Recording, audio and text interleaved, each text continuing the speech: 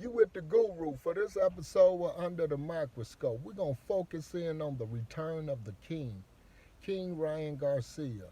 It's been over almost 2 years since King Ryan Garcia was last in that square ring when he won a unanimous decision over Luke Campbell.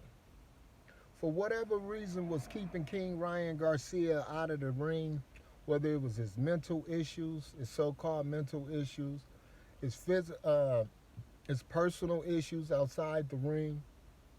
In my opinion, I thought it was um, very calculated and strategical, a mastermind by his promoter, legendary fighter and Hall of Fame promoter Oscar De La Hoya. Because at that moment, after his fight against Luke Campbell, if King Ryan Garcia would have kept fighting, he would have had to fight some tough foes, and I believe he would have been exposed. And I think De La Hoya knows that. De La Hoya been in the boxing for a long time. He definitely knows how to make a champion, a great Latino champion, like he did for Canelo Alvarez, and like they did for himself. Not Canelo, but Oscar De La Hoya definitely knows the marketing that it takes to make King Ryan Garcia a world champion at the 135 pound. He knew back then, 2 years ago, if he would have put him in there with the likes of Tank Davis, it would have been a tough fight for Ryan, in my opinion. I think King Ryan Garcia would have got stopped. If he would have put him in there with Devin Haney, Devin the Dream Haney, he would have lost that fight. Even it was rumors that he would have fought Isaac Pitbull Cruz. That would have been a tough fight for him because Pitbull Cruz would have smothered King Ryan's range and distance, his tall height, and it would have been a very difficult fight. So, and then he would have had Teofimo Lopez, who was the champion, coming off beating Lomachenko. So it would have been very difficult for Ryan Garcia to remain undefeated at that moment. So I believe it was perfect marketing strategy that Oscar De La Hoya chose to do, and this is the perfect time to bring King Ryan Garcia back, in my opinion, because now all the top 135 pounders are tied up with their opponents who they are facing. You have George Kambosos, who knocked off Teofimo for the belt. Now he's fighting. Excuse me. He in talks of fighting Devin Alexander or Lomachenko, but now since Lomachenko is dealing with issues as far as the war between Russia and Ukraine, so that knocks Lomachenko. So Devin could be the main guy. Then you have Isaac Pitbull Cruz, who's fighting Yurokis Gamboa. So he's locked up. And then you have Tank Davis, who's going to be fighting June 4th um, when he fights Rolly. So he's locked up. So all the 135-pound opponents are um, tied up at the moment. So it's a perfect time for the king to return.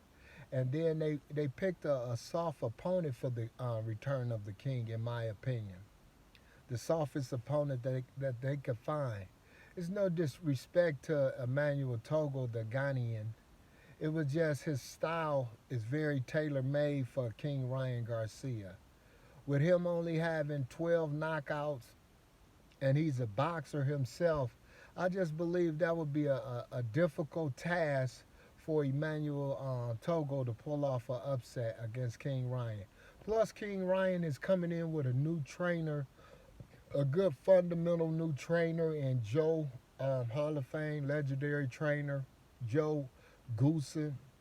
So, in my opinion, Joe Goosen gonna teach King Ryan to stand behind his jab, use his long height and reach against a fighter like Emmanuel Togo. So, in my opinion, this is the perfect time for the return of the king, King Ryan Garcia. And I believe it was strategically mapped out. And like I said, with him taking on Emmanuel Togo in San Antonio on April 9th, I think at the Alamo Dome, this is a perfect fight.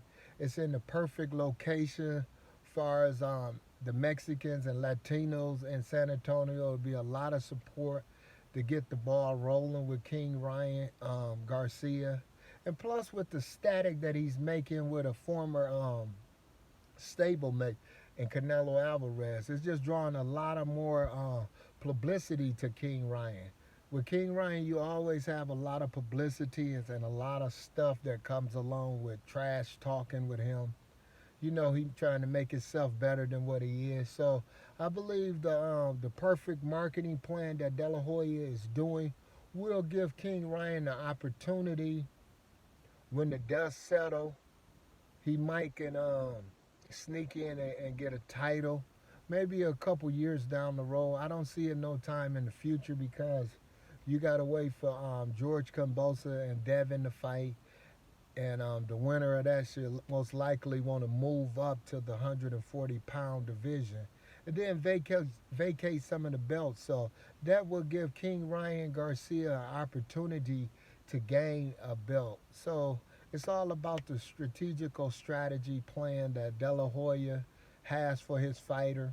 And plus, King Ryan is young enough where a 2-year layoff wouldn't have hurt him. It can get him more preparations, fine-tuning his skills. So in my opinion, this is the return of King Ryan Garcia at the perfect time to battle Ghana's own Emmanuel Tagoe. In my opinion, King Ryan will beat Emmanuel Tagoe by a late TKO stoppage, maybe in the 9th or 10th round. These are the words for the one and only boxing guru for this episode of Under the Microscope, the return of King Ryan Garcia. Subscribe to me if you want more of the Boxing Guru Show.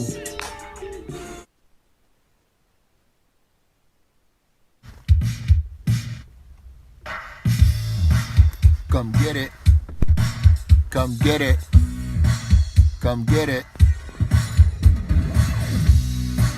Come get it. Come get it. Come get it.